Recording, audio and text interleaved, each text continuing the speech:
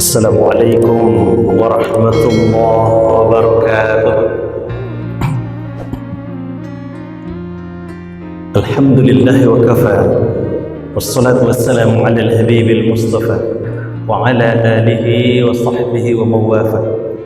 Ashhadu an la ilaha illallah wahdahu la sharika lah wa ashhadu anna Muhammadan abduhu wa rasuluh sallallahu alaihi wasallam la nabiyya ba'dah. Allahumma salli wa sallim ala Muhammadin wa ala alihi wa sahbihi ajma'in. Bapak Ibu, saudara-saudariku jemaah zuhur yang dirahmati dan dimuliakan oleh Allah Subhanahu wa taala. Syukur alhamdulillah kita ucapkan kehadiran Allah. Salawat dan salam semoga tetap tercurah kepada baginda Rasulullah Muhammad sallallahu alaihi wasallam. Allahumma salli ala Muhammad wa ala ali Muhammad.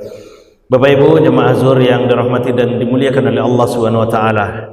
Setelah ayat-ayat tentang puasa selesai, mulai dari ayat 183 sampai ayat 188, maka disambutlah kemudian dengan ayat 189. Apa isinya? Ketentuan untuk beridul adha.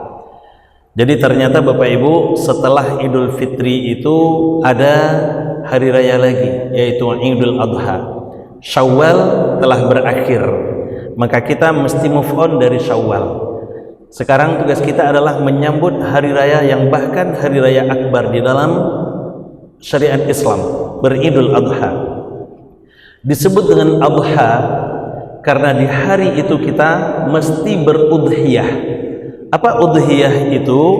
Ma yudbahu fil ayyamil adha minal ibil wal baqar wal ghanam taqarruban ila Allah Ta'ala. Sesuatu yang kita sembelih di ayyamil adha, di hari penyembelihan, baik itu berupa onta, sapi ataupun kambing, yang tujuannya untuk bertakarrub kepada Allah Subhanahu wa taala. Berarti adha itu adalah berkurban. Maka Idul Adha maknanya kembali berkurban. Dengan begini terjawab satu persoalan. Apa itu? Idul Adha itu setiap tahun. Berarti syariat berkorban pun juga setiap tahun. Ada mindset di tengah-tengah masyarakat, Ustaz, ambolah berkorban 7 kali, Allah lain. Ketika diajak berkorban, Pak Bu, tidak berkorban kini, lah 7 kali kurban ambo, Allah lain. Seolah-olah dalam mindsetnya berkorban itu cukup 7 kali saja. Padahal tidak. Berkorban itu cukup 7 nomor saja atau 7 paket peserta saja. Padahal tidak. Rasulullah Sallallahu Alaihi Wasallam bukan hanya 7 paket peserta. Dalam satu momen berkorban, beliau bahkan pernah berkorban dengan 100 ekor onta. Itu kalau dibagi paket peserta Bapak Ibu, 101 onta itu kan untuk 7 orang. Berarti 100 ekor onta untuk, artinya beliau berkorban dengan 700 paket peserta. 700 paket peserta, bukan 7 paket. Luar biasa. Luar biasa Bapak Ibu. Dan itu setiap tahun beliau lakukan. Minimal beliau Rasulullah sallallahu alaihi wasallam dalam satu momen berkorban itu minimal 2 ekor kambing. Maksimal beliau pernah berkorban dengan 100 ekor onta dalam satu momen berkorban.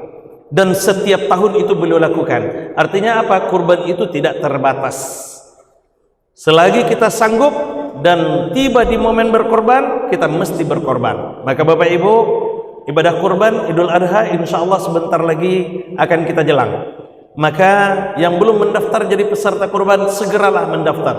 Karena ini adalah bagian dari syariat ajaran agama kita. Sayang kita, kesempatannya sudah diberikan, peluangnya sudah dibuka, lalu kemudian kita sia-siakan. Tahun besok saya lah mau berkorban. Tidak ada satupun di antara kita yang bisa menjamin kita masih hidup di tahun depan.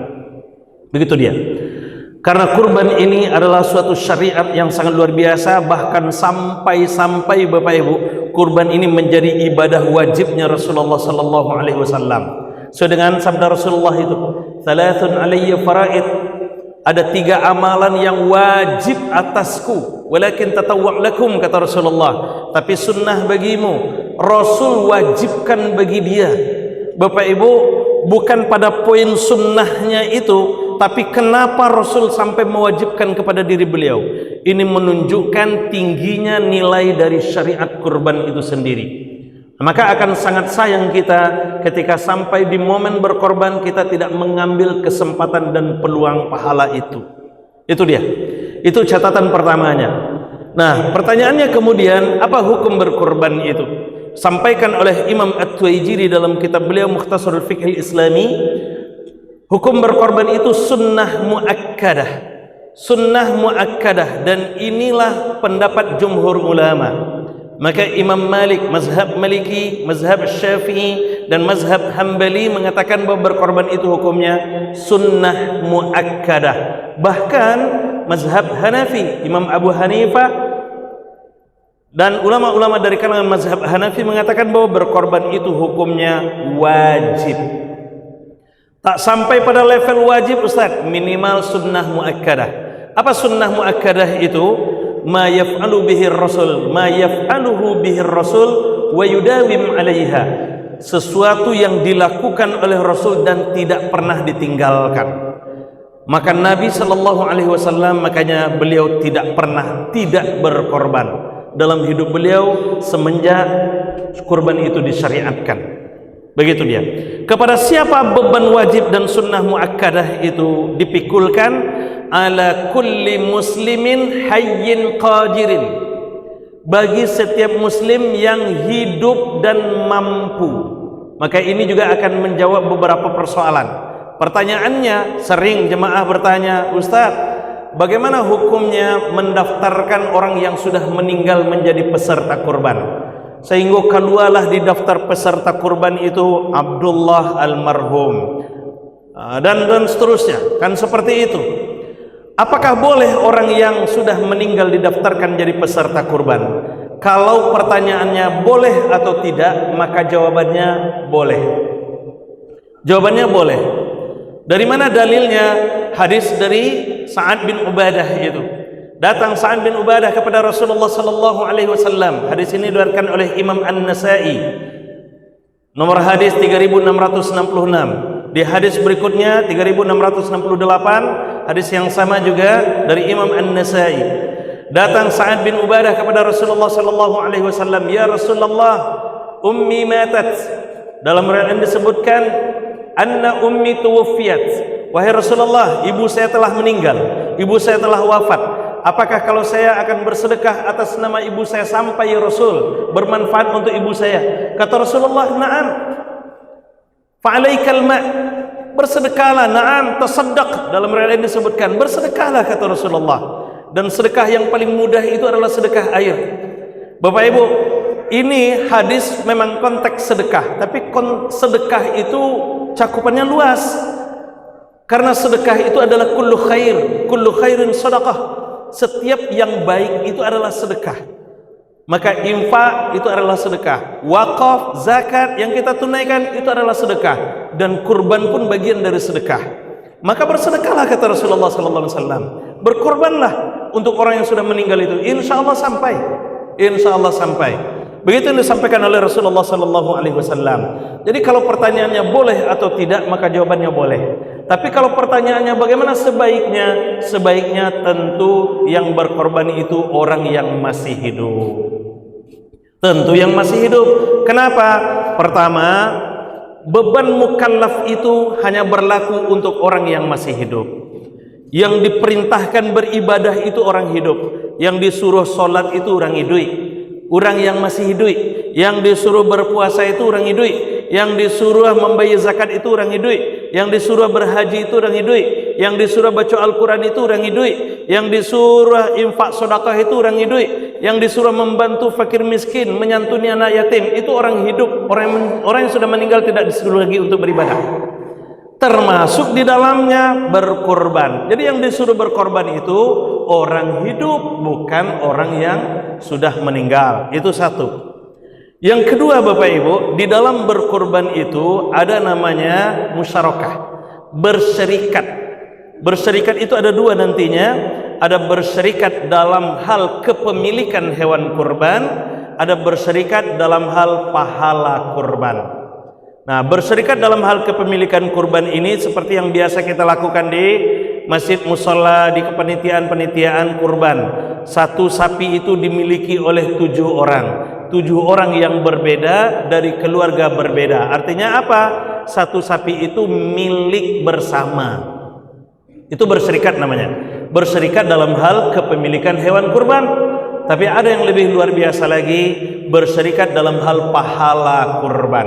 Inilah yang dipraktekkan oleh Rasulullah sallallahu alaihi wasallam.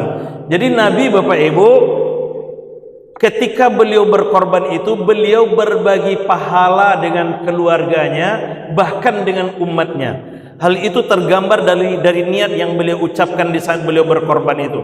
Di saat Rasulullah sallallahu alaihi wasallam ketika akan menyembelih, karena Rasulullah sallallahu alaihi wasallam hina yadhbah, ketika Rasulullah sallallahu alaihi wasallam di saat akan menyembelih, wa yaqulu bismillahi Allahu akbar, beliau berucap bismillahi Allahu akbar, hadza min Muhammad wa ali Muhammad wa min ummati Muhammad. Ya Allah, ini kurban dari Muhammad, keluarga Muhammad dan umat Muhammad. 1 ekor kambing yang beliau sembelih niatnya sama. 1 ekor onta yang beliau sembelih niatnya sama. Dan niat Nabi itu 3. Kurban itu terima, ya Allah, terimalah kurban dari Muhammad, keluarga Muhammad, umat Muhammad. Padahal yang berkorban hanya 1 nama, Muhammad bin Abdullah. Muhammad sallallahu alaihi wasallam. Artinya apa? Di saat itu beliau ingin berbagi pahala dengan anggota keluarganya, termasuk juga umat beliau yang tidak sanggup untuk berkorban. Nah, kita yang tidak punya umat, kita sebagai umat dan tidak punya umat, tentu niat kita 2. Maka niatnya bagaimana? Ya Allah, terimalah kurbanku dan kurban keluargaku. Bapak Ibu jemaah yang dirahmati dan dimuliakan oleh Allah Subhanahu wa taala, di saat kita berniat seperti itu, maka siapapun orang yang masuk dalam lingkar keluarga kita, dia akan mendapat pahala dari kurban kita, hidup ataupun yang sudah meninggal. Jadi tidak perlu kita daftarkan almarhum atau almarhumah jadi peserta kurban, karena dia akan tetap dapat pahala dari kurban kita. Kita sanggupnya lebih, Ustaz. Saya sudah mendaftar, istri saya sudah mendaftar, anak-anak saya sudah mendaftar, masih ada sisa harta saya, Ustaz. Saya daftarkan orang tua saya misalnya. Seharusnya, sesungguhnya yang dipraktekkan oleh Rasul itu, Bapak Ibu, 1 untuk bersama. 100 ekor onta, 700 paket peserta, hanya 1 nama. Itu yang dilakukan oleh Rasul. Ini kurban dari Muhammad. Ini kurban Muhammad, 100 ekor onta. Nah, di saat menyembelih itu diniatkan semuanya untuk keluarganya dan untuk umatnya. Maka seharusnya kalau kita mau mencontoh praktek ibadah yang dilakukan oleh Rasul, harusnya seperti itu juga. Daftar kita misalnya, kita sanggup 5 paket peserta. 5 paket peserta itu cukup 1 nama, maka orang itulah nanti yang kemudian berdoa, ya Allah, terimalah kurbanku dan kurban keluargaku. Maka yang 4-nya akan masuk di dalamnya. Bahkan keluarga-keluarga lainnya yang tidak tercatat sebagai pendaftar itu, atau keluarga-keluarga yang tidak ikut berkorban, itu akan dapat pahala dari kurban kita. Begitu dia, tanpa mengurangi pahala kita. Ini luar biasanya.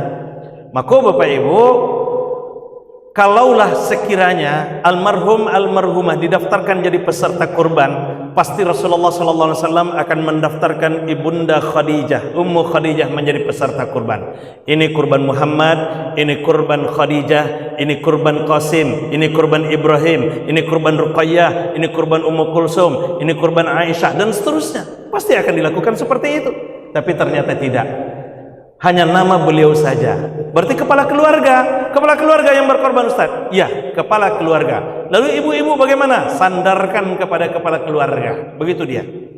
Jadi kalau seandainya kita punya dana untuk 2 paket peserta, kedua-duanya atas nama kepala keluarga, insya Allah ibu juga akan dapat pahala 2 paket peserta yang itu berasal dari niat yang Bapak sampaikan di saat Bapak berkorban. Terakhir, kenapa orang yang sudah meninggal tidak boleh menjadi tidak sebaiknya tidak didaftarkan jadi peserta kurban, karena di dalam berkurban itu ada sunnahnya. Apa sunnahnya? Menyelenggarakan kurban dengan sendiri. Kita yang mendabiah, kita yang memotong, kita yang bagi-bagikan. Oh, kita tidak sanggup Ustaz, mohon maaf sedikit lagi, kita tidak sanggup Ustaz, kita bentuk panitia, silahkan serahkan kepada panitia. Tapi kita masih punya peluang sunnah. Apa itu? Menghadiri penyembelihan hewan kurban. Nah, di situ ada sunnahnya. Maka Bapak Ibu nanti ketika berkorban, hadiri penyembelihan hewan kurban kita. Nah, ketika orang yang sudah meninggal didaftarkan jadi peserta kurban, dia akan kehilangan sunnah ini. Tidak akan mungkin besok Bapak Ibu ketika diumumkan di panitia, Bapak Ibu-ibu, kepada peserta kelompok 21 hewan kurbannya akan disembelih, kepada peserta silakan hadir ke lapangan untuk menyaksikan penyembelihan hewan kurbannya. 1. Abdullah almarhum kok tibonya beko ke lapangan. Itu yang wak khawatirkan. Maka artinya apa? Itu tidak akan mungkin. Maka kehilangan peluang untuk mendapatkan pahala sunnah itu. Maka ambil pahalanya, sudah diberikan peluangnya oleh Allah. Dengan cara apa? Daftar sajalah yang masih hidup. Lalu kemudian yang masih hidup yang mendaftar jadi peserta kurban, doakan supaya ibadah kurbannya itu juga dinikmati pahalanya oleh anggota keluarga kita, baik itu yang masih hidup ataupun yang sudah meninggal. Wallahu a'lam bissawab. Subhanakallahumma bihamdik, asyhadu an la ilaha illa anta astaghfiruka wa atubu ilaik. Assalamualaikum warahmatullahi wabarakatuh.